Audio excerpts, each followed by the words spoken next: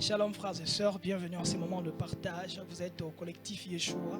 Nous allons passer des moments très importants à partager la parole de Dieu avec mes bien-aimés qui sont déjà sur le plateau. Je vais vous les présenter très bientôt, dans quelques minutes. Alors moi c'est Charles Zokola. Nous sommes heureux, comme je le disais, de vous recevoir. Alors ce soir nous allons parler d'un thème très important. Le thème c'est mourir pour servir. Je suis dans Genèse chapitre 32, le verset 24e suivant. Vous allez lire l'histoire de Jacob qui revient de chez Laban et il a déjà envoyé un messager chez son frère Ésaü avant de le rencontrer. Mais entre ces moments-là, Jacob passe toute une nuit à lutter avec un homme. Et cet homme fait quelque chose. Dans une même nuit, cet homme, à la fin, baptise Jacob d'un autre nom. Il enlève le nom de Jacob et lui donne le nom d'Israël. Et je me suis rendu compte qu'il y a certaines choses dans nos vies qui arrivent le jour où Dieu nous change de nom, d'identité, nous changeons de personne. Cet homme commence d'abord par à briser Jacob à l'emboîture et puis à lui donner un autre nom. Lorsque Jacob se réveille le matin, il n'avait plus la même démarche, il n'avait plus le même nom. C'était une nouvelle personne. Et par là, je compris que Dieu commence d'abord par tuer les Jacob en nous afin de manifester Israël. Donc il y a toute une alliance qui est partie de ce nom. À partir de cette nuit où Dieu a brisé Jacob, il a tué les Jacob qui étaient en lui et il a manifesté Israël, c'est-à-dire l'alliance. Et je suis en train de croire que Dieu a quelque chose à faire avec vous, que vous devez servir Dieu dans beaucoup de domaines. Vous voulez servir Dieu dans la politique, dans le ministère, dans le chant, dans l'adoration, dans n'importe quel domaine. Vous devez savoir que si vous continuez à demeurer Jacob, certaines choses n'arriveront pas. Il faut que Dieu tue d'abord les Jacob en vous afin de manifester Israël. Voilà pourquoi nous avons dit mourir pour servir. Alors, j'aimerais déjà vous présenter mes invités qui sont là. Je serai avec le berger Enoch Kumbali. Shalom berger. Je serai avec le prophète Toby Grace, mon ami. Très heureux de vous avoir parmi nous, papa. Et également, nous sommes avec le cordon Meshach Kayembe. Thank you, man of God. Alors, je vais commencer déjà avec l'homme de Dieu. Qu'est-ce que ces thèmes vous inspirent, mon cher ami? Ces thèmes de mourir pour servir m'inspirent le sacrifice suprême que nous devons faire pour véhiculer et transmettre la vie des dieux qui est au-dedans de nous.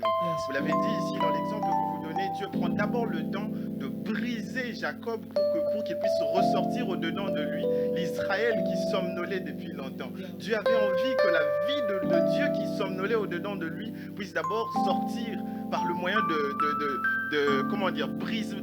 par le moyen du brisement. Du brisement, voilà. Par le moyen du brisement de Jacob qui enfermait l'Israël qui était au-dedans de lui.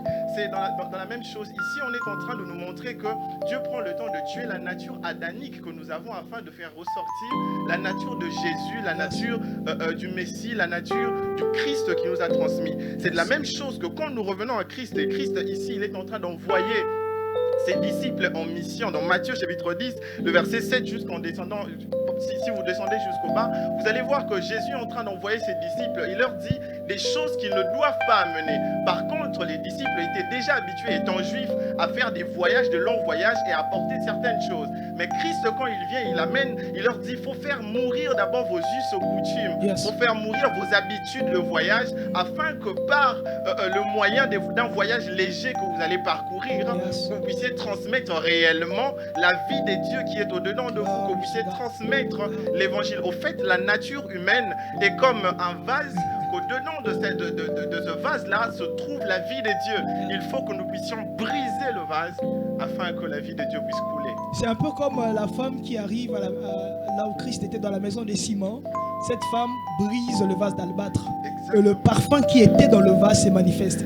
J'ai envie à quelqu'un, tu portes un parfum en toi. Tu as des potentialités. Tu es comme un vase d'albâtre en toi. Il y a le parfum, mais l'odeur ne sera pas sentie si on ne le brise pas. Mais j'aimerais que le prophète nous explique d'abord. Prophète, la mort. Certaines personnes ne comprennent pas, disent, est-ce qu'on va aller me pendre comme Christ? On va me tuer? De quoi sommes-nous exactement en train de parler? Quel type de mort, prophète? En fait, déjà, quand on parle de ça, moi, ça me fait penser à Christ. Dieu s'est retrouvé étant un père qui avait un fils qu'il aimait. Mais il voulait avoir plusieurs fils. Pour avoir plusieurs fils, il fallait qu'il puisse tuer le premier fils. Pour engendrer, en fait, plusieurs fils. Et quand je parle de tuer, on ne voit pas Dieu qui a pris Jésus et le met à la croix. Non.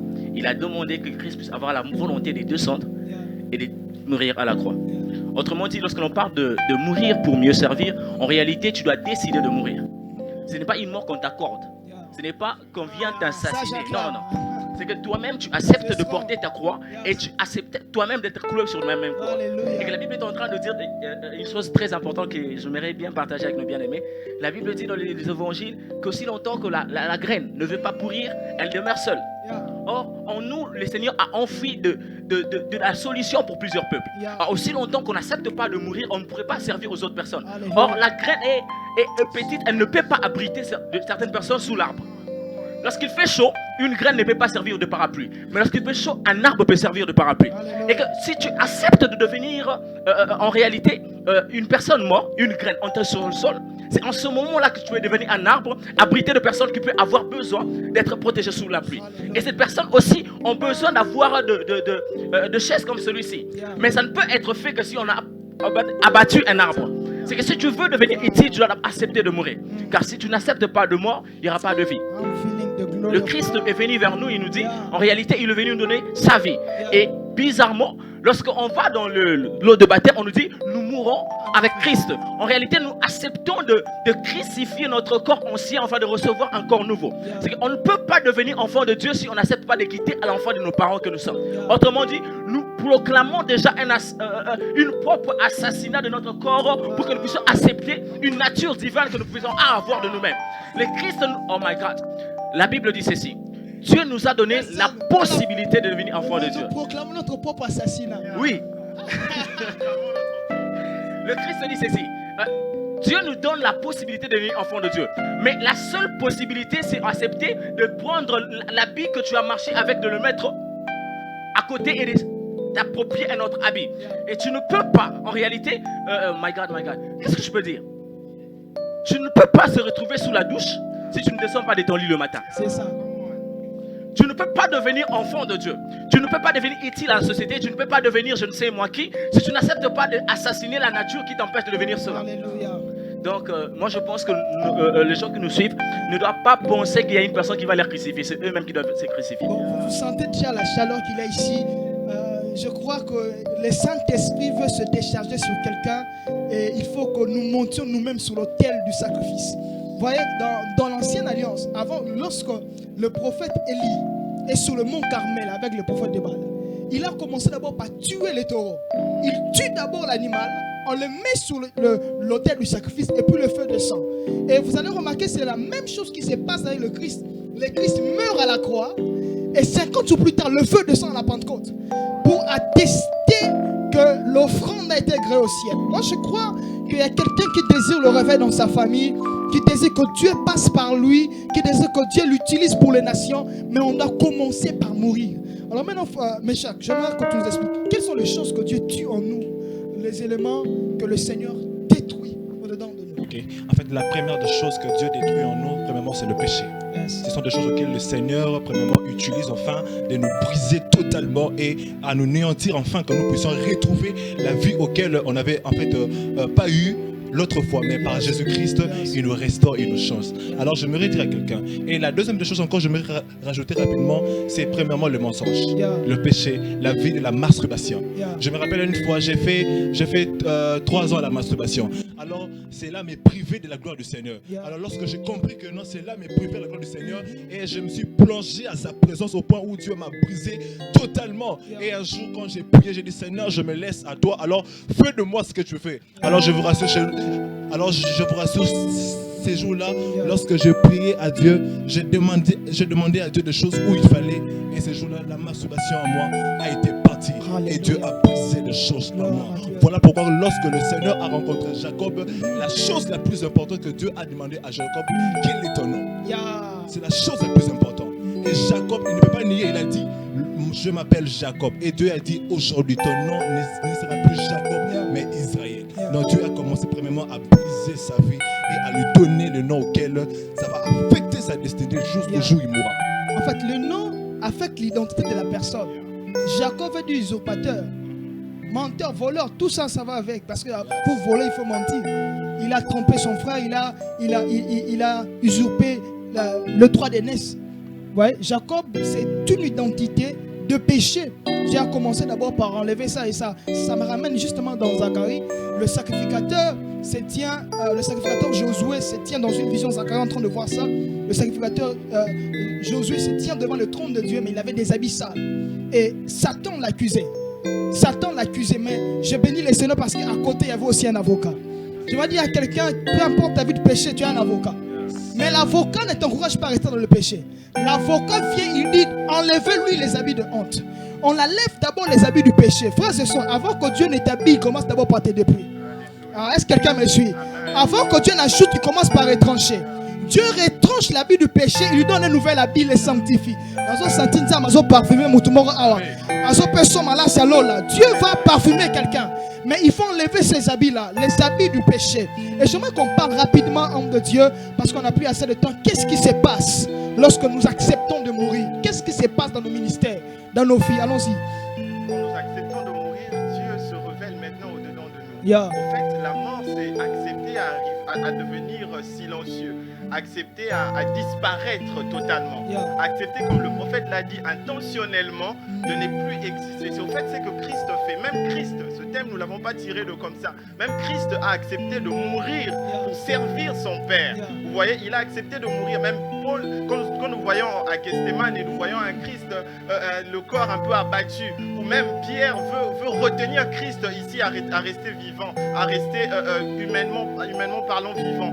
Mais Christ, il savait qu'au-dedans de lui, pour accomplir la mission du Père, pour servir le Dieu Tout-Puissant, il devait accepter de mourir. Il devait mourir afin que Dieu le ressort encore du tombeau, qu'il ressuscite et qu'il amène vers Dieu un peuple glorieux. C'est de même ce qui se passe. J'aimerais vite revenir dans la vie de Paul. Paul, il est en train d'écrire à 2 Corinthiens. Ici, il est en train de parler dans un contexte où on est en train de pointer du doigt son autorité. Mais Paul, quand il vient, il parle avec simplicité. Vous voyez, souvent, Dieu, ce qu'il veut aussi, c'est que nous puissions tuer notre orgueil au-dedans de lui. Que nous puissions tuer nos tempéraments compliqués, que nous puissions tuer nos habitudes bizarres. Paul, quand il vient, il parle comme un agneau, il parle simplement. Il vient pas avec des rhétoriques compliquées pour faire comme les prédicateurs de Corinthe. Il vient simplement. Souvent, quand Dieu nous brise, quand il nous amène, quand nous nous amenons nous-mêmes à mourir, c'est aussi pour changer notre nature, pour changer notre manière de parler. Vous savez, la brebis doit être à l'image de son berger. Quand tu parles, on doit sentir le berger au-dedans de toi. Quand Pierre parlait, quand bien même il pouvait renier Jésus, mais la femme sentait le Christ au-dedans de lui. On sentait le Christ. On disait, toi, tu étais avec lui. Même quand il a refusé, toi, tu étais avec lui. Souvent, nous devons mourir afin que Dieu se révèle au-dedans de nous avec une autre manière de parler. Quand nous puissions voir, quand les gens demandent, est-ce que c'est le Charles qu'on a connu là? Les gens disent, non, c'est pas lui, il le ressemble. Mais toi, tu dis, c'est moi. Mais c'est Christ qui m'a changé. Il y a un texte qui me revient. Paul dit, si je vis, c'est le plus moi qui vit, mais c'est le Christ. C'est Christ qui vit au-dedans de nous. Le niveau ultime de la mort à soi, c'est quand on disparaît complètement et que le Christ apparaît. Le niveau ultime du disciple-là, c'est même ressembler au Maître. Si nous ne ressemblons pas au Maître, alors nous ne sommes pas. Mourir intentionnellement, c'est aussi s'inscrire à la démarche de Christ. Il est venu sur terre, il est mort, il est revenu encore à la vie. C'est la même chose que nous devons faire parce que tel il est, tel nous sommes aussi. Prophète, j'aimerais rapidement revenir à vous. Christ, je crois parce que Christ est mort 2 fois. La première fois, il meurt lorsqu'il quitte le trône de Dieu. La Bible dit qu'il s'est dépouillé lui-même. C'est de cette mort que nous parlons. Il s'est dépouillé de sa gloire. Il s'est dépouillé de son autorité, de sa divinité. Il a accepté de s'humilier. Il y a certaines personnes qui n'expérimentent pas la gloire de Dieu parce qu'ils manquent de s'humilier. Il est ministre, Dieu l'appelle au ministère. Il dit non, moi je reste encore. Tu vois, il ne veut pas s'humilier. C'est pas moi. J'aimerais rapidement que vous nous parliez. Qu'est-ce qui se passe? Qu'est-ce qui se passe lorsqu'on accepte de mourir? Toucher à ce que vous voulez de passer maintenant. En réalité, vous avez philosophé en disant que Christ est mort 2 fois. J'aimerais dire que la première mort du Christ, c'est accepter de laisser ce qu'il avait. En réalité, il mourait pour entrer dans la mission. Mais la seconde mort, il mourait pour faire entrer les autres personnes dans la mission. Parce qu'il est mort afin de nous affecter en fait dans la mission, afin que nous soyons aussi capables de faire des autres personnes des enfants de Dieu. J'aimerais dire ceci. En réalité, quand on accepte de mourir, maintenant, il y a échange. Toi qui étais le chauffeur de ta vie, tu deviens passager. Et le Christ qui était passager devient chauffeur. Voilà pourquoi Christ dit à Pierre, quand tu étais jeune, tu allais là où tu voulais. Mais quand tu deviendras vieux, une autre personne te prendra la ceinture. Il te conduira là où tu ne veux pas aller. En réalité, j'aimerais parler à quelques mots lorsque Jésus vient dans ta vie, tu acceptes de mourir, tu t'assassines toi-même, il vient, il te ressuscite. Non pas... Alléluia. Permettez-moi de dire ça. En réalité, Christ se sert de ton corps pour ressembler à son propre corps. Le Christ prend tes propres habits, mais il couvre ton visage et garde tes habits. Ta destinée n'est plus ta destinée, devient la destinée du Christ. Le Christ prend le volant de ta vie qui allait vers Damas, il change de direction pour l'amener vers Ananias qui te ouvre les yeux. Non pas pour que tu persécutes, mais pour que tu deviennes la personne qui évangélise. J'aimerais dire ceci. Quand Dieu vient dans ta vie, même quand tu faisais les droits, il t'a fait quitter les droits pour les... My God. Je pense à ma vie quand je suis venu dans ma vie, je vous dis, moi qui aimais tellement le droit, il m'a attendu arriver en 2e année de licence. Il m'a dit, Toby, arrête. Je me dis, non, c'est la folie. La première fois de ma vie, je vois mon père pleurer. Il était à Lemba. Il faisait chaud. Je vis mon père pleurer parce que je disais que je devais arrêter le droit. C'était catastrophique. Il y avait des invitations chaque fois dans la famille pour que tu ailles te justifier. Le Christ est venu, il est devenu le chauffeur. Et puis moi, je dis, bon, en fait, j'allais vers l'unique. Il dit, non, tu vas à leadership académie, tu vas faire la théologie.